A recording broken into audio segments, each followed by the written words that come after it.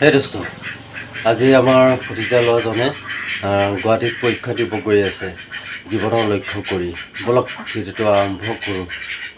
বলক যাওঁ, ওলাইছে চাগে। গতিকে আৰু এখন যাব আমাৰ ভতিজা বোৱাৰী এজনী, গাড়ীখন ৰখি আছে, আহিব। আৰু কিমান ল'ৰা ছোৱালী যে যাব আজি, এইবিলাক চব গৈ আছে দেখিছে পৰীক্ষা দিবৰ কাৰণে। মানে কি কৈছোঁ নহয়,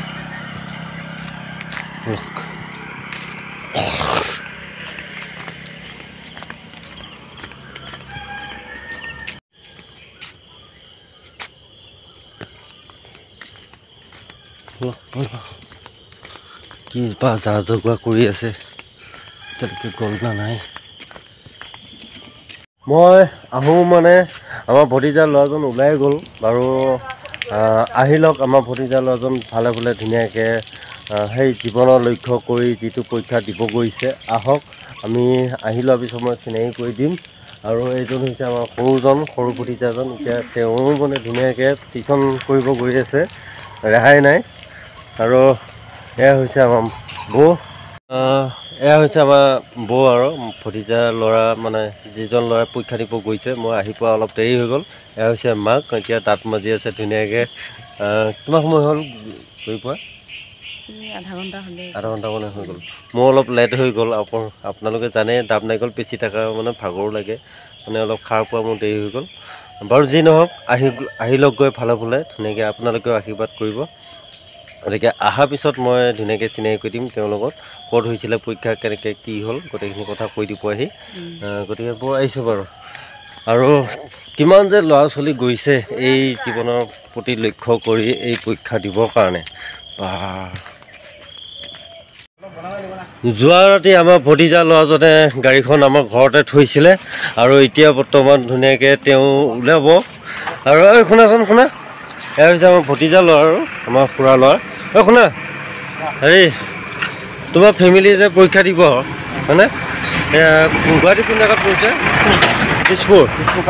দিছপুৰ কলেজ। আৰু আপোনালোকে আশীৰ্বাদ কৰিব যে এই জীৱনৰ লক্ষ্য কৰি যিটো পৰীক্ষা দিব যাব, ধুনীয়াকৈ যাতে সুকলমে পাৰ হৈ আহে, তাক লৈ আশীৰ্বাদ কৰিব। আৰু কিমান যে ল'ৰা ছোৱালী গৈছে মানে আমাৰ এইফালৰ পৰা, মানে আপোনালোকক কি ক'ম। এতিয়া আহগৈ সোনকালে। এতিয়া ওলালে নাই? তাই ওলাই আছে। তোমাৰ ওচৰতে বাৰু, অলপ টেনশ্যন নাই। 1 ঘণ্টা 1.5 ঘণ্টাত পাবাগৈনে? 1.5 ঘণ্টা নালাগে ন? দিয়া। এখন গৈছে দেখিছেনে নাই? আজি একদম গাড়ী গৈ আছে ৰাতিপুৱাৰ পৰা, দেখিছেনে নাই? আমাৰ ভতিজা আৰু ভতিজা বোৱাৰীও গৈ আছে। আহগৈ জীৱনৰ প্ৰতি লক্ষ্য কৰি এই পৰীক্ষা উন্নত কৰি। তাৰে আমি কিনো কৰিম, আমাৰ ফালৰ পৰা আশীৰ্বাদ আৰু শুভেচ্ছা জ্ঞাপন থাকিব ন। আহগৈ।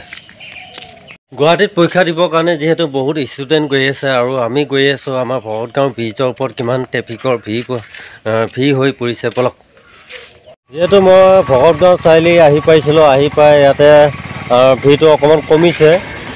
কমিলে কি হ'ব, আপোনাৰ এইবিলাক চাওক, ষ্টুডেণ্ট আহি আছে দেখিছে।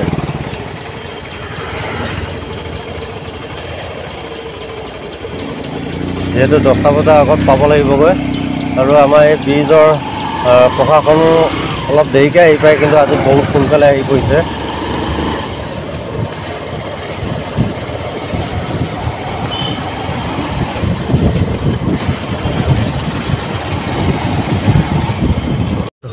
আহি মই জাগীৰোড পালোঁ। জাগীৰোড পৰা আহি ধুনীয়াকৈ একাপ ইভিনিং টাইমত চাহ একাপ খাই ল'লোঁ। আৰু মোৰ ভতিজা মানে গ'ল পৰীক্ষা দিবৰ কাৰণে, তাৰ নিজৰ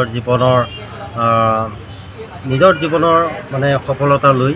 গতিকে যিমানে যি নহওক, এটা কথাই ভাল লাগিছে, কাৰণ যিটো পদক্ষেপ লৈছে চৰকাৰে, অসম চৰকাৰে, যে এই পৰীক্ষা দিলেহে চাকৰি বাকৰি কিবা কিবি পাব।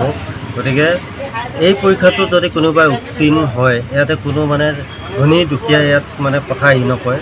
কাৰণ আগতে মানে যিবিলাক চাকৰি পাইছিলে, যিকোনো চাকৰি, চৰকাৰী চাকৰি, তেতিয়া কিন্তু হৈছিলে আপোনাৰ ধনীবিলাকে মানে বেছি চাকৰি বাকৰি মানে পাই আছিলে। কিন্তু এতিয়া মানে যিটো পৰীক্ষা কৰা গৈছে এই পৰীক্ষাখনত কিন্তু সকলো একদম সমানে যাবগৈ সেইটো কথাই কিন্তু ভাল লাগিছে। গতিকে যিমানে যি নহওক মোৰ ভতিজা ছোৱালী গৈছিলে, মোৰ ভতিজা ল'ৰা গৈছিলে, আৰু মই তেওঁলোকক ধুনীয়াকৈ চিনাকি কৰি দিম বাৰু কোনোবা দিনা। গতিকে তেওঁলোকে পৰীক্ষাটি আহিলে গৈ চাগে, আৰু মই আহিলোঁ জাগিৰোডতে জাপ বেচিবৰ কাৰণে। গতিকে অসম চৰকাৰ এইটোৱে ভাল লাগিব যে এই পদক্ষেপটো লোৱাৰ কাৰণে, যে এই পৰীক্ষাত যদি উত্তীৰ্ণ হয় তেতিয়াহে চাকৰি বাকৰি বা কিবা পাব বুলি, সেইখিনিকে লৈ মোৰ মানে খুবেই ভাল লাগিলে। গতিকে আজি ব্লগটো মোৰ ইমানেই আছিলে। ভিডিঅ'টো ভাল লাগিলে লাইক কৰিব, কমেণ্ট কৰিব, শ্বেয়াৰ কৰিব, লগতে ছাবস্ক্ৰাইব কৰিব। আকৌ লগ পাম নতুন ভিডিঅ'লৈ। Bye bye. আৰু যদি ফেচবুকত চাই আছে তেতিয়াহ'লে পেজটো ফ'ল' কৰিব নাপাহৰিব। বাই।